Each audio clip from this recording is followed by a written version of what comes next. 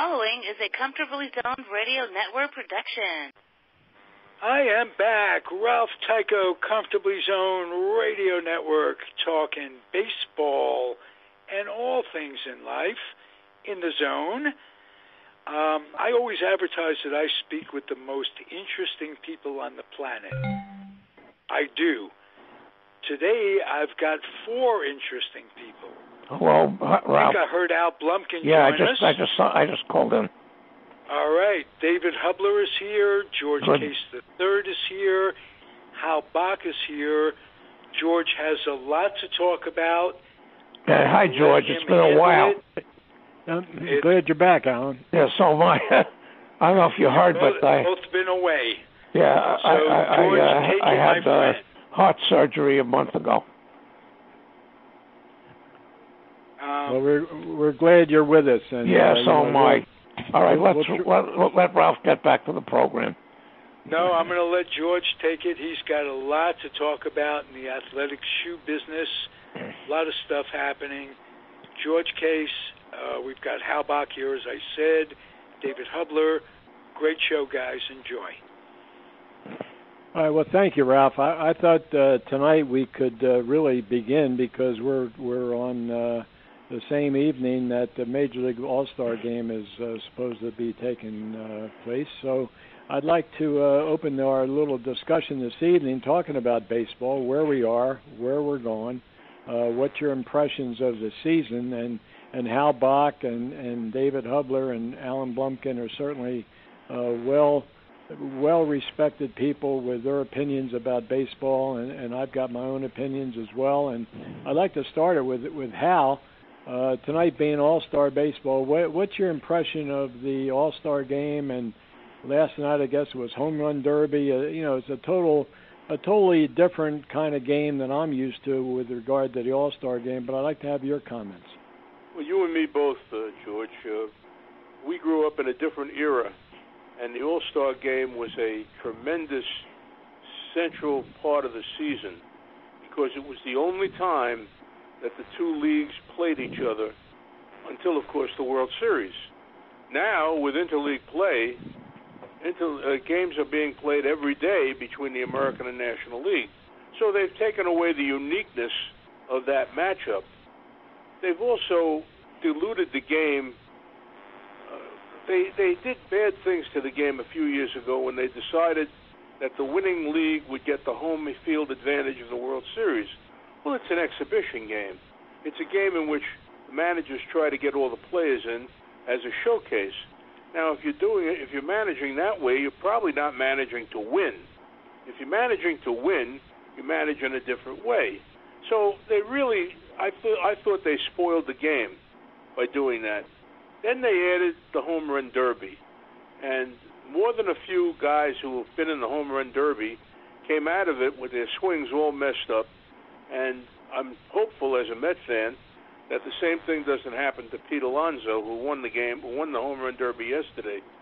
But they've done a lot to this game to reduce it, in my opinion, from the once spectacular mid-season classic, as they called it, to kind of an exhibition game and an excuse for the teams to get a couple of days, the players to get a couple of days off.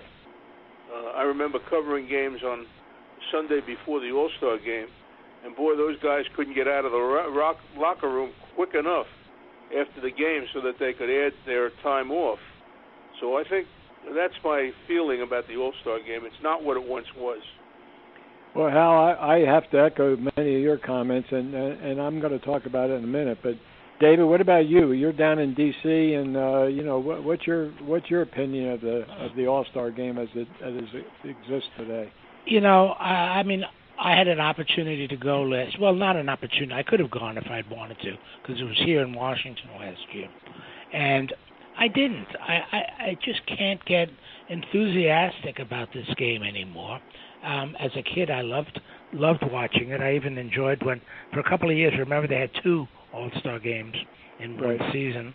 And I find that granted, there are great players in the game today. In fact, great young players, which is a good sign for the future of baseball. but the way they go about playing the All-Star game, and all the hoopla, and all the timeouts for commercials, it just takes away from the game. I don't think it's much of a game. The only thing I will say in its favor is that the guys play the game. It's not like the NBA All-Star game or the Pro Bowl where no one wants to get hurt, and the NBA is just a shoot around. So it is actually a game. They do play it, but it just doesn't interest me anymore. I know they need a good 4-day break. Interestingly enough, every once in a while, though, a team that was either very good or very bad the first half suddenly turns it around and does just the opposite the second half. So that's an interesting thing to look for.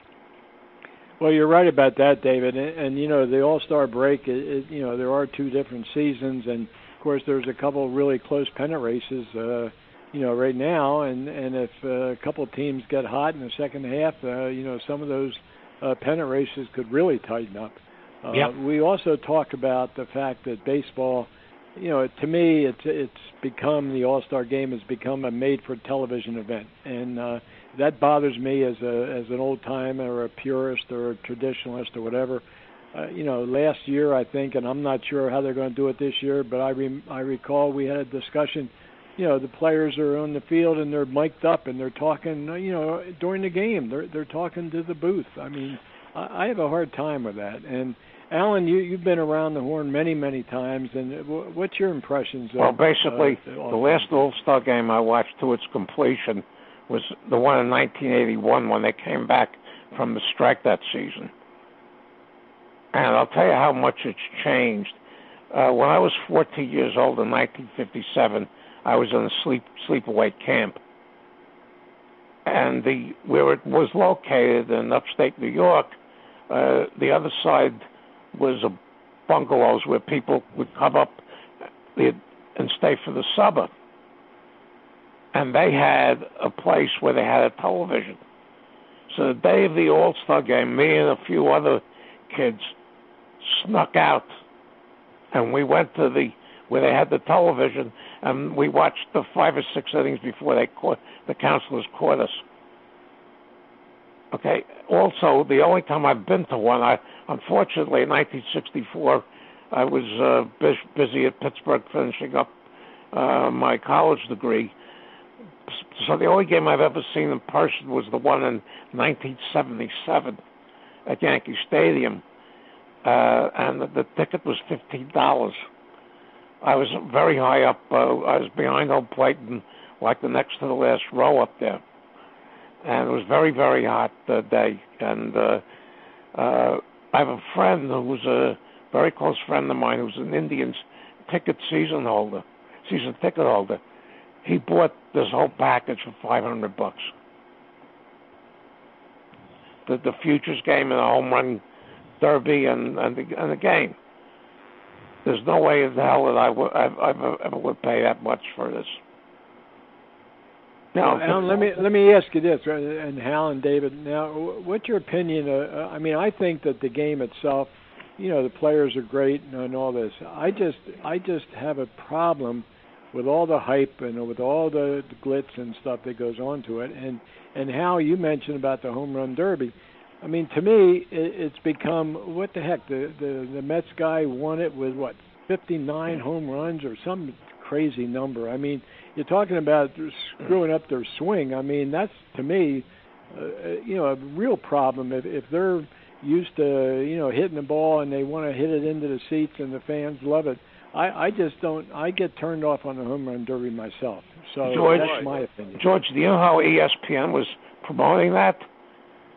The commercials to promote the home run derby, that they were talking about our 2 favorite topics, exit velocity and launch angle. I'm serious.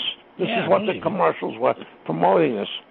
And if that is a turnoff, also another thing, when the old days, when you used to have 8 or 10 teams, you could have somebody from every team. Now it's, 15 teams in each league. You have to have somebody from every team. and there's a lot of a lot of things go on, and to see pitchers pitch one hit and you get 2 innings, you get that every day now. Right. Now, let me ask you something I really don't know. I know how it used to be done, but how are the players selected for the All-Star team? That's a terrific question. Yes. When I was a kid, many long years ago, they printed ballots in the newspaper when we had newspapers, and you clipped out the ballot out of the newspaper and filled in the names and mailed it in. That was how the teams were selected. And then one year, I guess it was Cincinnati. Cincinnati, right. Mm-hmm. Loaded. All the fans voted for all their players. And people like Stan Musial and Hank Aaron, who were at the top of their games in those days, were not voted in by the fans. And they voted in their local team. And the commissioner stepped in and said, well, you can't do that. So they changed it, and they had the players vote for a while. Then they had the fans vote again. And I'm not even sure what they're doing now. I know... Supposedly the fans vote the starters, and the players pick the reserves. That's how it was, but now this year, though... this year they changed it again. It was a 2-tier ballot kind of thing, where the fans voted, and the top 3 position players from each position then went into a secondary voting, and that was done by a quick 24-hour electronic vote by the fans. So you went from 3 position players down to 1, like almost overnight, and it was a 2-tiered thing. And then, of course, the managers got to pick the pitchers and the reserves, and I mean, talk about complicating what yes. was a simple yeah, David's game. right. Thank you, David. You're right on that. Yeah. And by the way, I did not vote. Neither did I. Too complex for me. I couldn't figure. I could tell you that I didn't vote. I didn't even know how. So I really when they had those cards, the punch cards, I used to vote for guys who were on DL or guys who've been released. I vote for Rob Deere every year. Yeah, they'd give those out at the stadium. You just punch out. Do they still do that? I don't know that they do. No, they don't. No. It's strictly online. Everything has changed. Yep. So it's online, and it's really geared to the millennials, to the younger fans. Oh, yeah. Right. But us old guys, we wouldn't know one player from another, and then how to even vote. And the millennials, I mean, they're there, and Alan's talking about spin velocity and launch angles and all that nonsense that goes on. I mean, it's a totally different game. The All-Star game, to me, personally, was the big attraction as a kid growing up. Which league was better? It was a huge deal. I mean, now I think, as Hal mentioned, I mean, with interleague play, I mean, these guys are playing each other all the time.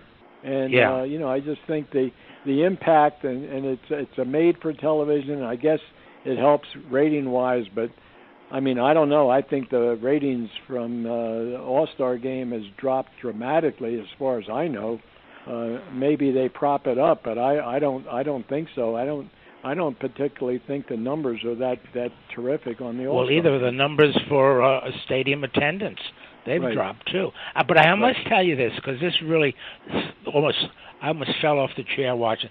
The other night, I was watching the Nats, and I forget who they were playing at the time, but it was a nice Sunday. I guess it was a Sunday Sunday afternoon. They have a section out in Nats Park where you can sit around on these lounge chairs and talk and all. And so they show this during the game. Not one person was watching the game. In fact, depending on where you sat, you couldn't even see the game because some of these couches were facing out the stadium, and people would just sit. So you pay an admission to go in there to sit on a couch and not watch a ball game. Sure, I thought it was bad enough when you could go into their special restaurants, and the Yankees have this too, and the Nats have it. Where you can get a more higher quality of food at a higher price, but you could sit at an air-conditioned table and watch the game on TV. That I thought was pretty ridiculous because you're at the ballpark already.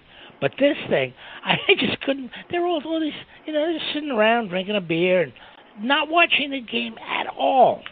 Well, David, I'm curious, David. What do they call that? Is that some kind of section that they have? Yeah, it is, and I don't remember what the section is.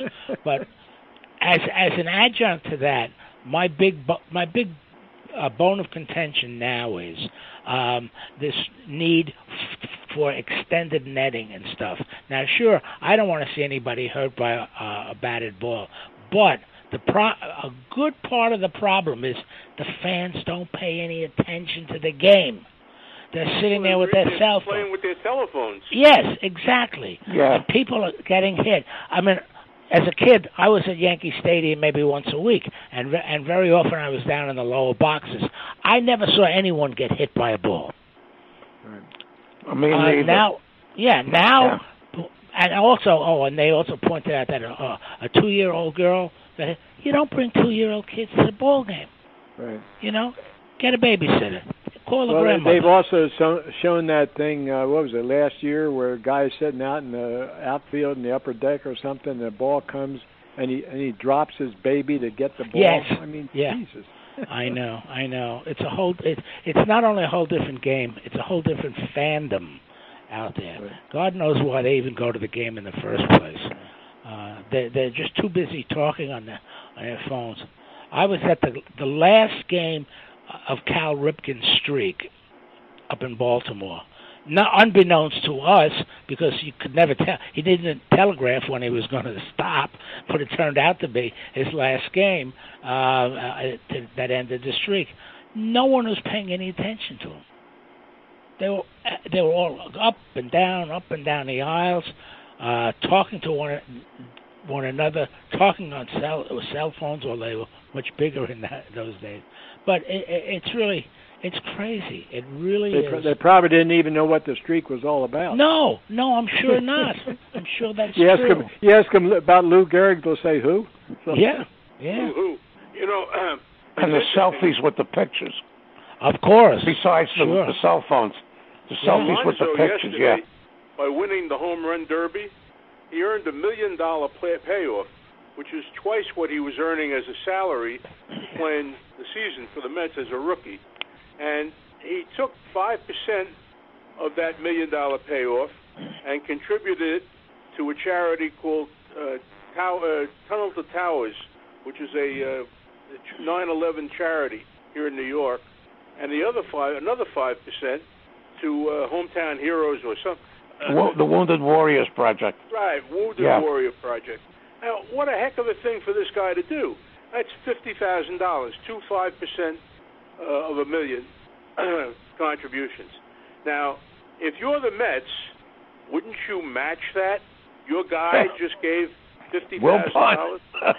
But they're not smart enough. They don't have the common sense that God gave a goose.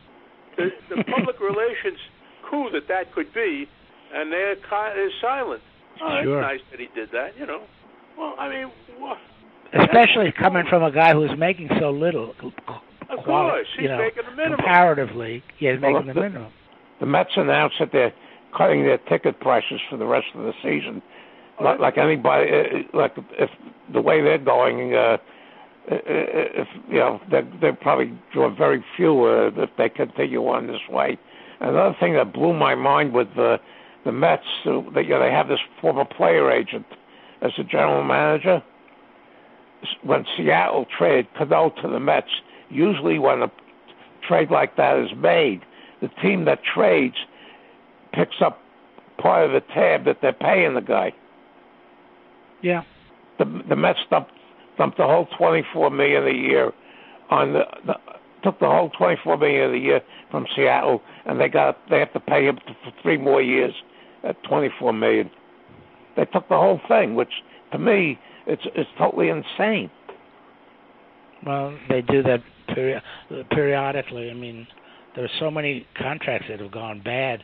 To me, what's insane is you don't trade for a 36-year-old second baseman. Yes, right. With a heavy contract. And you make the trading team pick up some of the cost. They didn't do that. I have an idea. Bobby Bonilla, who gets $1 million a year from this franchise, he could pitch in and help out, couldn't he? Yeah. They have it. It is July amazing. 1st is Bobby Bonilla Day. It's all over Facebook. Yeah. Well, we've talked in the past, and I mean, it is amazing long-term contracts. But I just want to change the subject just briefly to something that I just read this morning, and maybe you guys have read it. Justin Verlander comes out. I believe he's the starter tonight for Houston, which is in the American League, right? Yep. Right. This week, okay, yeah. So he comes out and says the whole thing about MLB is BS, and he used a few other expletives about the ball being juiced because they want to appeal to the millennials and the young kids by all these guys hitting home runs, and so that's changed swings and done all that stuff. Now, I've heard stuff about balls being juiced for many, many years. You had the dead ball era, then all of a sudden, you have a new baseball in the 30s and 40s. The home run hitters are starting to come up. And now, the pitchers, I mean, these guys, Verlander, I looked him up. I mean, he's a great pitcher, but he's given up a league leading, I think, 28 or something like that home runs. Now, what do you guys think about the ball itself? Is that something that Manfred or MLB and Rawlings have come up with to try to get more interest in the game? Hal, I'm interested in your comments about this. There's no question in my mind that they have a little heartbeat in that ball. If you put a stethoscope, you'd hear a little rabbit heartbeat in that ball. No question in my mind. Because how can everybody be hitting 50 home runs? It's crazy. I mean, it's just nuts. Right. And I think now, what about David? What's your opinion down in D.C.? What do you see going on down in D.C. with regard to the ball? Has there been, comments in the newspaper or press about the home run or what's going on in baseball? Yeah, well, for one thing, they're made now in Costa Rica. For many years, they were made in Cuba, I believe. The ball. The American League had one place, and the National League had another place. So it would be very hard for the two leagues to sort of coordinate a juiced-up ball. Now, of course, it's all been unified. So it's quite possible that they have, and they refuse to acknowledge it. I wouldn't be surprised. But then on the other hand, you look at guys like Judge and Stanton. These guys are giants. They're 6'7", 6'8", and they're capable of hitting home runs like that. But then every once in a while you get a small catcher or what's his name from Houston. I actually like him as a ball player. I think he's terrific. Altuve, yes. Yeah. And he too can hit him out. So it's got to be it's either the ball or the bat in some cases, and maybe both. Well, I'll tell you something.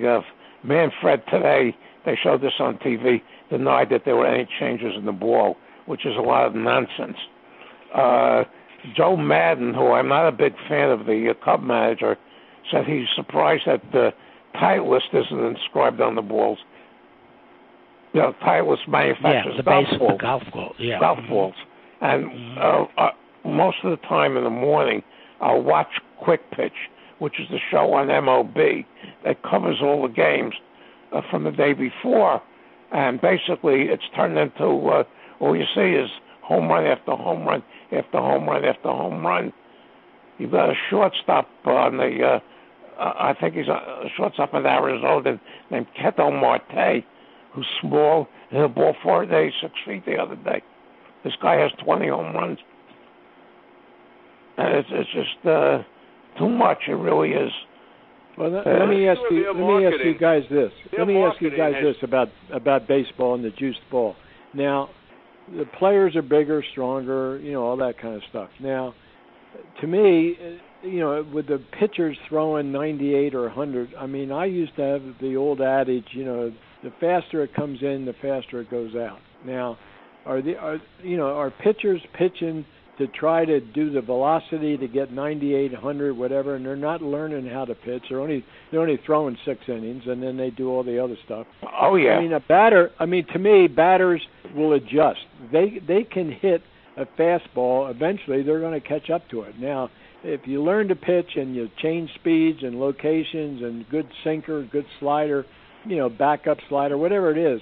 But to me, if they're trying to overpower guys and the guys are big and strong, and the ball is going to come in fast and it's going to go out fast. I mean, I agree with all you guys. The number of home runs, and guys today are hitting home runs, and they're either hitting it out or they're striking out.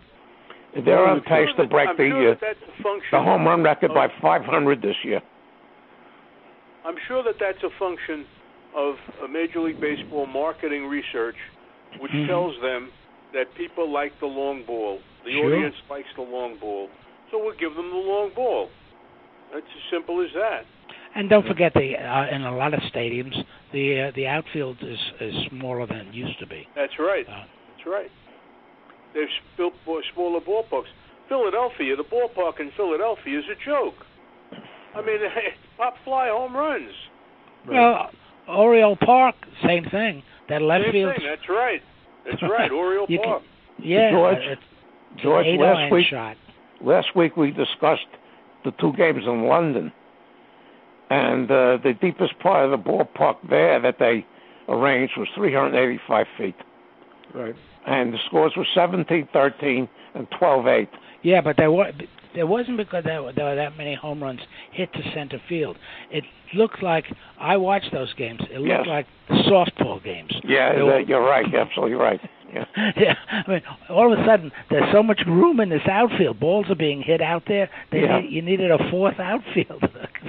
It was crazy. And then, of course, the Yankees would take this enormous lead, and suddenly there's the Red Sox coming back. I mean, it was like softball, like an office softball game. Yeah, and that first game there were 4 times there was 6 runs in an inning. Especially the first inning. The first inning was Yankees got 6. Game with a beer keg on the sidelines, right? Yeah, the Red Sox got 6. Yeah, right. 6, and neither pitcher neither starter in that first game got out of the first inning. Yep. But it was a great show. It was for the Brits and the Americans that were there. It was a great show. They loved it. From everything I've heard and read, they had a great time. They really enjoyed. I don't. If they played 1920s baseball, I don't think they would have had the enthusiasm that they did get for these 2 games. There's your answer. There's your answer. Yeah, I know. Of course. George, I'm curious about this flap that arose with Kaepernick and the Betsy Ross sneaker.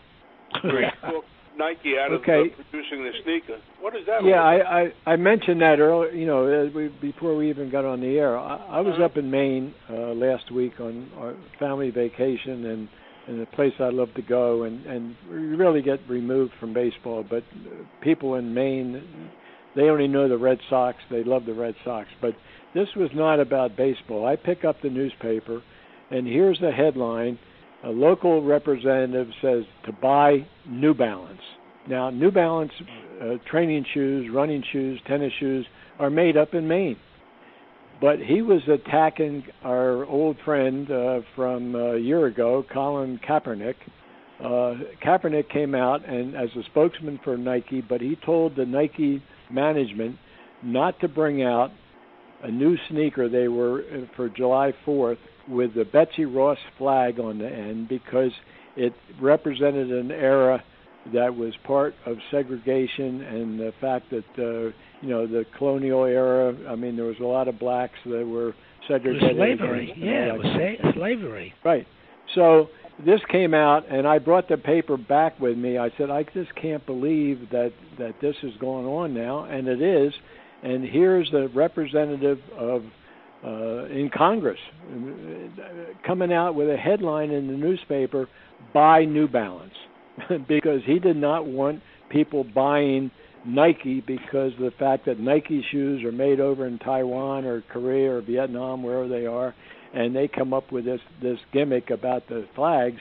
But Kaepernick says, hey, that flag has represented an era that we don't like. So no longer, it's that whole thing about revisionism, which drives me crazy with regard to the history of our country.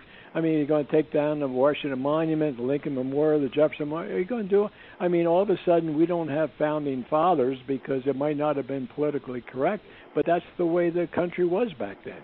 There was a story here in New York that part of the flap about the Betsy Ross sneaker was that the Betsy Ross flag had been co-opted by white supremacists. Right. And that it was a represented white supremacist. I don't know. I'm too backwards to catch up with all of this stuff. But that's what I read. So maybe that was involved in it. I don't know. Well, it could have been, Hal. I mean, I just read it, and I was amazed because I'm sitting up on a lake in Maine, and all of a sudden I'm surrounded by these people talking about New Balance, and I know where New Balance is made. It's not too far from where we are. But on the other hand, to make a political statement that Kaepernick did about telling Nike not to come out with it, and then Nike acceding to Kaepernick's wishes, that they decided not to bring the sneaker out. Yeah, and then, of course, on the Senate floor, the Senate Majority Leader said he'd be the first one to buy a pair. Did he really? I didn't hear that one. Yes. Good old boy, Yes, he is. Yes, he is. Well, it's just, I didn't want to get away from baseball, but I just thought to myself, I said, what a crazy world we're living in. I'm not taking any sides politically, but a sneaker manufacturer, they want to come out with something and they think in good taste. Maybe it should have been come out and say, okay, we have the Betsy Ross sneaker made in America, but I'm telling you right now, it wouldn't be Nike because Nike doesn't make any shoes in America now. Wow. Maybe they should have used the flag "Don't tread on me." It would have had a double meaning. Because you tread on the bottom. That's a good one, David. That's a very good one. That's my 2 cents on this athletic shoe business. I thought we might talk about the scandals and all that kind of thing, but I really don't have an update on basketball shoes as far as the colleges. They get quiet during this time of year. It'll pick back up again in September when they go back to school. But the sneaker business that I was in, shoe companies a lot of them were made here. They're no longer made here, but New Balance is probably the only one that I know about that really makes their shoes in the United States. And they're not a major power in basketball. They do a good job in running and tennis and that kind of thing. But Nike and Adidas and Under Armour, they pretty much dominate the athletic footwear business today because of the popularity of basketball. And now I'm sure that Nike is looking to capitalize on the women's soccer program because that's a huge marketing. That's a marketing made in heaven if they come up with a women's brand new soccer shoe and get some of these girls to endorse it that are now going to get equal pay and equal endorsements. Back when I was young and carefree and writing about various sports, one of the sports I wrote about was boxing, and somebody came up with the idea of they should have advertisements on the soles of boxers' shoes, so when the boxer went down, the shoe would display an ad. I thought that was pretty clever. That's right. Well, in the major tennis tournaments, they pay women and men equally, and the women play a maximum of 3 sets, and the men play a maximum of 5. Right. That's true. Yeah, so it's a double-edged sword, really. No, it is. And that's part of the marketing with the athletic shoe companies. I mean, they're looking for what they call billboards. And, you get somebody with the Nike swoosh or the Reebok or Under Armour on their uniform or on their jersey. I mean, that's what they're going for. And the logos, are huge. And we've mentioned that before, the Nike swoosh. It was a marketing genius that Phil Knight came up with. And by the way, speaking of Phil Knight, there is a book, and it was given to me a couple months ago to read. I was really happy to read it. It was called Shoe Dog, and it was all the story of Nike and how they started. And I happened to know some of the people personally in the book and remembered when Nike and Phil Knight, they were going around to banks trying to beg, borrow, and steal money because they didn't have enough to finance themselves. And now they're a multi-billion-dollar marketing genius as far as all the companies are trying to make a new logo that's going to supplant Nike, and Nike is still there. And now they come up with some different ideas, and they're very, very strong. And it's something that you're going to watch. I mentioned it before. You're not going to see a lot in baseball and football because the people are away from the actual game itself.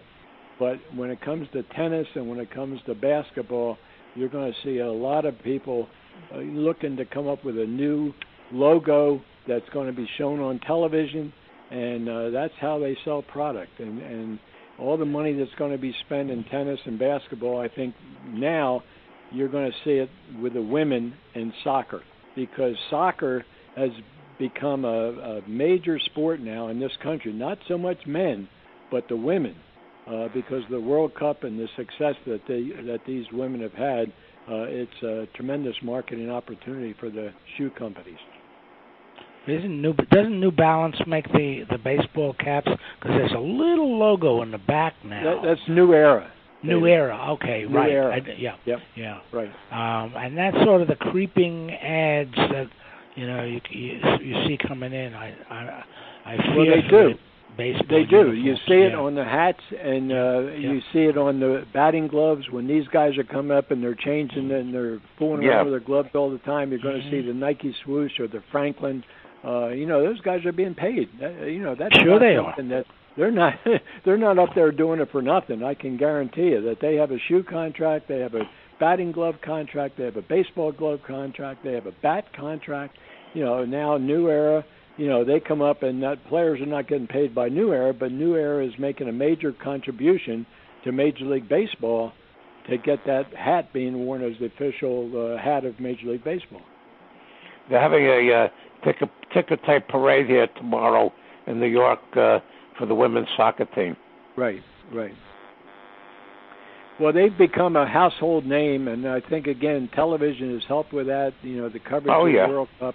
The men, our men have never been able to compete on the World Cup stage, but the women have. They're the best in the world, and they're going to capitalize on it. So I think it's a tremendous opportunity for soccer to really grow in this country. And if you look around, and we've talked about young kids that aren't really playing baseball anymore the way they used to. The area I live in, I see kids, young girls and young boys. They're starting at soccer, they're starting at lacrosse at 5, 6 years of age when they used to play baseball. Yeah, well, all you need for soccer is a ball. Right. Baseball, you need a lot of equipment. You need big open spaces. The soccer, it's like why basketball is so big in the cities is because all you need is a playground with a basketball, a hoop, and a basketball. You don't need these. You don't need a lot of space for this. Well, it is. It's become, and you're right, Alan. It's become a city game, basketball, and in the old days, I can recall, baseball. It was just what they did. I can see Willie Mays and Jackie Robinson. They'd be playing on the street. And we played stickball. Right, playing stickball. That's how you develop the skills of baseball players. But today, very few kids are playing baseball, but you look out on the fields and you see them playing soccer and you see them playing lacrosse, and they develop their skills at a very young age. And as a result, we don't have many players from this country now that are really baseball players. You're getting a lot from, the Latin countries and that kind of thing where they're playing year-round. But our kids, because they're able to make college scholarships and do all that kind of stuff with football or with basketball, and not so much with baseball. Well, they don't really even give out that many baseball scholarships in college. It's not an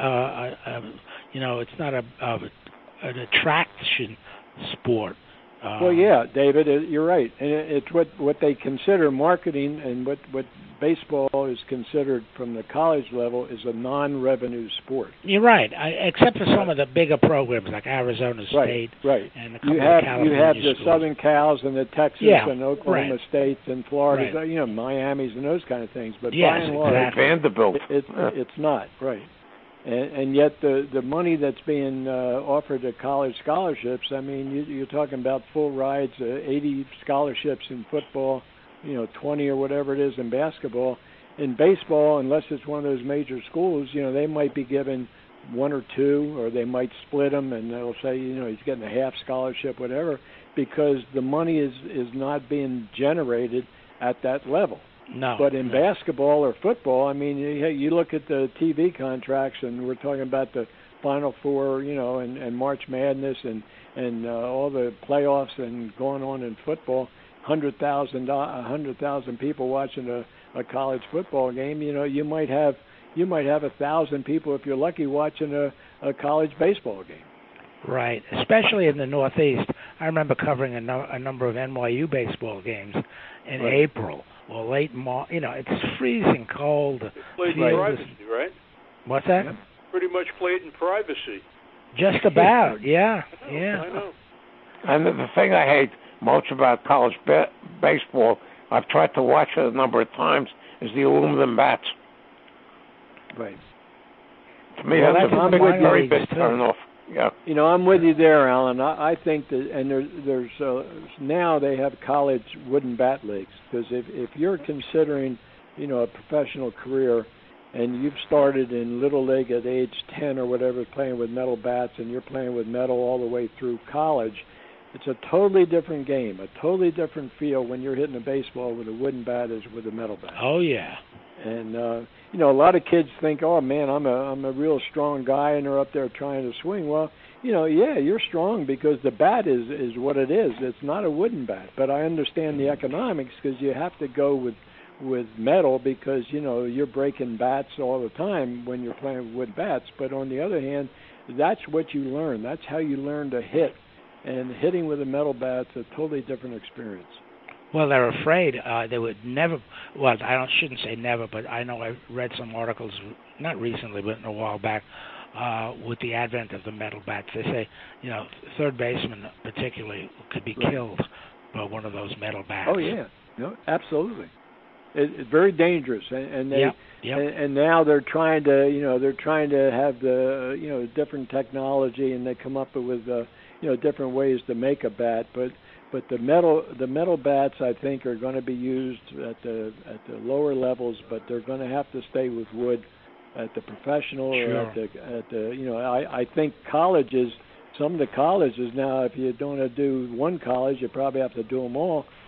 But when they have metal bats, those are big, strong college kids, and some of them are going to go into a pro career, and they might never play with a wooden bat until they sign their first professional contract. Well, they did that. On us. Yeah, they did that with hockey. Oh, Hal, you would know more about this. When I went to a hockey game for the first time in about maybe 10 years, and I noticed how fast the puck was moving, and my host at the game said, "Yeah, well, they don't use wooden hockey sticks anymore. They've got these titanium, and boy, you just flick the puck, and the thing is traveling so fast." The game is very fast. You're right. Yeah, so that shows what the difference is. Now, for the most part, fortunately, I mean, the hockey puck is pretty much kept on the ice. But when you get a baseball bat and you're swinging, you're not swinging to put it on the ground. You're swinging to hit it up. So it can be a real dangerous implement in your hands. You can. You're right. Yeah. Let me throw something else out at you guys. When they're looking at making all kinds of changes in baseball and all that kind of, now they've had situations where the pitcher's mound, they've raised it, they've lowered it, whatever. what's your opinion? If the long ball is what they want, then I guess they leave the pitcher's mound where it is. If they want to try to bring pitching back into favor, they probably would have to raise the mound again, wouldn't they? Yeah, but they don't want to go back to what it was in the mid-'60s, which I call dead ball area 2. Every game is 1-0, 2-1, and 3-2. I mean, because it would turn quite a few people off if you had that happen every day. I know 1968 was my lowest point in baseball interest because there was no hitting. Well, yeah, and Alan, let me ask you this. I mean, they had was that tied in directly to raising the mound? I mean, well, in 1969, they lowered the mound and they brought in 4 new expansion teams. Okay. So it got back to what was expected. But after 1962, for some reason, they decided to widen the strike zone. Keep the mound high, and through the next 6 years, you had an awful decline in hitting, and it made the game totally boring. The All-Star game that year was 1-0, and the run that scored came in on a double play, a ground ball double play. I mean, it was awful. And that year, that was the last year of the 10-team pennant races, and both of them were over by June.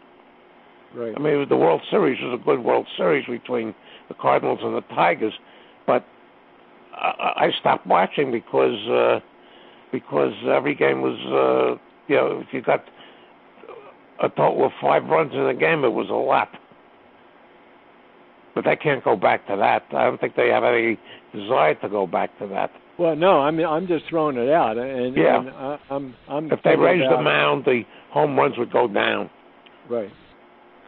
Now, it's like I also look, and I'll throw this out. I look in basketball, and I'm saying all these three-point shooters, they're throwing from downtown 40 feet, and yet the three-point line is where it is. Now, in basketball, do you think that they should consider at some point moving it back? I hate the three-point line. I wish they. Well, I don't like the three-point play either. Yeah. Well, but the thing is, it's a real art to be able to shoot that way, and that well. So, I mean, whether you like the three-point line or not, it does force the shooters back into the game. I mean, this dribbling down the lane and stuffing the ball through the hoop, that only goes so far. But these guys, they can really shoot, and it's amazing, The Curry is amazing. David, I agree with you. I mean, that's why I'm throwing it out. I'm saying I wonder if you move it back, I mean, if it's going to, all of a sudden you're going to change the game a little bit because they're going to have to work inside or going to have to do other things that they used to do. Where today, you got all your specialists. I mean, they bring them in, because they're great three-point shooters. And right. I mean, they widen the lane. I certainly don't blame them because that's what the game has become. But they specialize in that three-point shot. They widen the lane and call I made the 3-second rule years and years ago because of George Mikan. Right. They had no clock and he would just stand underneath. And that's why they created that. They banned the dunk in college ball for a year or two because of Lou Alcindor. Yeah. Later Kareem Abdul-Jabbar. Right. So, I mean, they're always monkeying with the game, and they're trying to find the perfect combination, a perfect solution. There is no perfect solution. I say this all the time. The games are unpredictable. That's why we play the games. And you can't legislate the game to be perfect. The game is going to be what it is. It's a game, it's unpredictable. Some people are going to bunt down the third base line and wind up on second base because of the shift. Yes, right. Stuff like that is going to happen. That's called baseball. And then who was it last year in the World Series? I mean, a terrific hitter all season, and he just froze in the World Series. That happens. He went 0 for 12. Yes, it happened. Oh yeah. That's part of the game. And, well, it does. And David and Hal and Alan, you recall quite a few years ago. I mean, we've talked about, the fact that Gil Hodges has been overlooked, but I can remember Gil Hodges going into such a slump. In 1952 we went 0 for 21. I mean, the priests were praying for him and doing all kinds of stuff. He was 0 for 21 in the 1952 World Series. Right. I mean, that was surpassed in 1968 by Dow Maxwell. But Dow Maxwell, the Cardinals shortstop, was a career .215 hitter. Right. Yeah. But that they had the story was that a very hot day, and the priest told the congregation, said, "Go home and pray for Gil Hodges." He was never booed during that whole thing, and then in '53 he returned to normal, had a pretty good season. Right. Well, baseball is slumps. I mean, that's part of the game. I mean, pitchers have slumps. They have a hell of a time in locations. Batters have slumps. I mean, teams have slumps. I mean, that's part of any sport, baseball, football, basketball, whatever it is. But, I'm agreeing with Hal. I mean, leave the game alone as much as you can. It is a great game. But on the other hand... That's about the analytics crowd. I was just going to say... Formula for the don't bring that up. There is no such thing. Right. There is no such thing. The game is the game. Play the game. Right. We've all been watching it long enough. We can tell by watching a player for a couple of months what he can do and what he can't do. Right. You don't need all this analytical crap. And I think the analytics have really, really hurt the game. Yep. Very much. Well, I agree with all of you about analytics. I'm not a fan of it. I love the game the way it used to be, and the strategy and what you did. You learned how to move runners. You did all kinds of stuff today. Analytics are telling you launch angles and spin velocities and all that kind of stuff.